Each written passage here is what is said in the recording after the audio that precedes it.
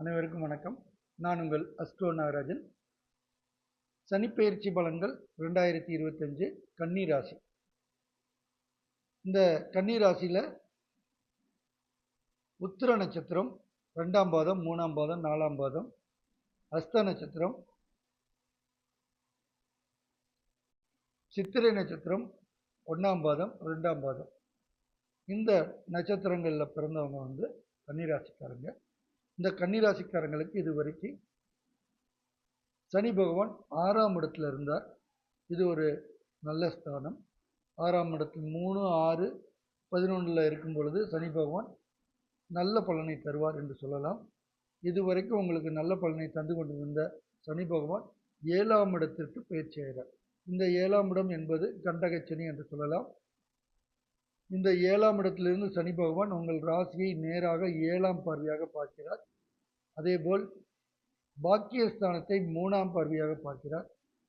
அதேபோல் 4ஆம் இடத்தை, சுகஸ்தானம் என்று சொல்லக்கூடிய 4ஆம் இடத்தை 10ஆம் பார்வையாக பார்க்கிறார்.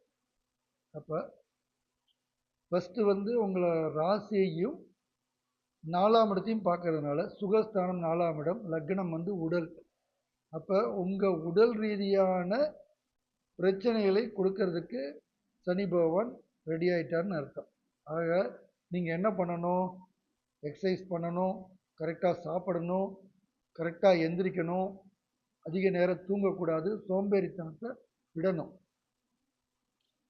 சின்ன சின்ன பிரச்சனைகள் வந்தால் கூட அதை உடனே வயிறு சம்பந்தமாக, அதே போல் கால், பாதம், மூட்டு வலி போன்ற பிரச்சனைகள் ஏற்படும். அதற்கு உடனுக்குடனே சென்று தீர்வு பார்த்துக்குங்க. ஹாஸ்பிட்டலுக்கு உடனே போய்க்குங்க. சாப்பாடு கரெக்டாக, டயட் கரெக்டாக எடுத்துக்குங்க. சரியான அளவு சாப்பாடு சாப்பிடுங்க, அதிகமாக எடுக்காதீங்க. இதெல்லாம் என்னென்னா உங்கள் உடல் பிரச்சனையை அது சரி செய்யும். அதேபோல் 7ஆம் வீட்டில் இருக்கும் சனி பகவானால் இந்த கூட்டு தொழில் செய்பவர்கள் அல்லது நண்பர்கள், இவர்கள் மூலம் பிரச்சனை ஏற்படும் என்பதனால் கூட்டு தொழில் செய்வது கொஞ்சம் தவிர்ப்பது நல்லது. அல்லது கூட்டு தொழிலில் அதிக முதலீடு செய்யாமல் இருப்பது மிக அவசியம். வீடு, வாகனம் போன்றவற்றில் கவனமாக இருக்கணும். வீடு வாங்கிறதும் சரி, வீடு கட்டுறது அல்லது நிலம் வாங்குவது, இடம் வாங்குவது அல்லது வாகனங்கள் வாங்குவது போன்ற விஷயங்களில் கவனமாக இருப்பது அவசியம். அதில் லோன் வாங்குறதோ, கடன் வாங்குறதோ இதெல்லாம் குறைச்சிக்கிறது நல்லது. அதில் ஏதாவது நிறையா இது பண்ணிங்கன்னா சிரமப்படுவீங்க. இது மாதிரியான அமைப்புகள் இந்த கண்டகச்சனியினால் உங்களுக்கு நடக்க இருக்குது. அதே போல் கணவன் மனைவி இருவரும் விட்டு கொடுத்து செல்வது மிக மிக அவசியம்.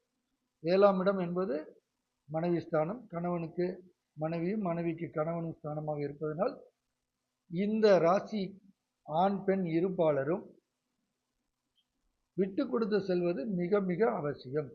ஒருவருக்கொருவர் கணவர் என்ன சொன்னாலும் மனைவி விட்டு போகணும், மனைவி என்ன சொன்னாலும் கணவர் விட்டு கொடுத்து போகணும்.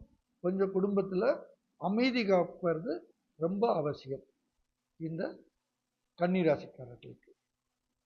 மற்றபடி இவர்களுக்கு தொழில் பார்த்தீங்கன்னா நல்லா இருக்கும்.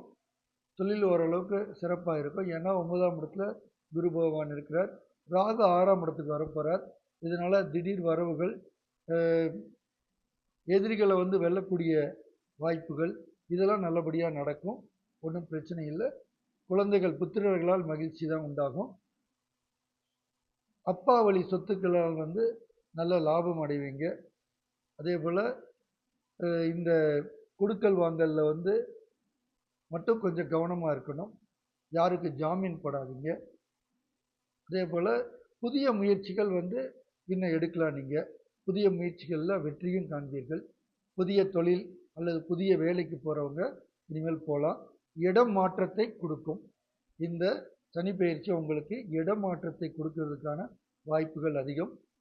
அதனால் இடம் மாற்றம், தொழில் மாறாது, இருக்கிற தொழிலை விருத்தி பண்ணுவீங்க அல்லது வேறு இடத்துக்கு மாற்றுவீங்க. இந்த மாதிரி இதெல்லாம் இந்த சனிப்பெயர்ச்சி உங்களுக்கு கொடுக்கும் என்று சொல்லி இந்த பதிவு உங்களுக்கு மிகவும் பயனுள்ளதாக இருக்கும் என்று நம்புகிறேன்.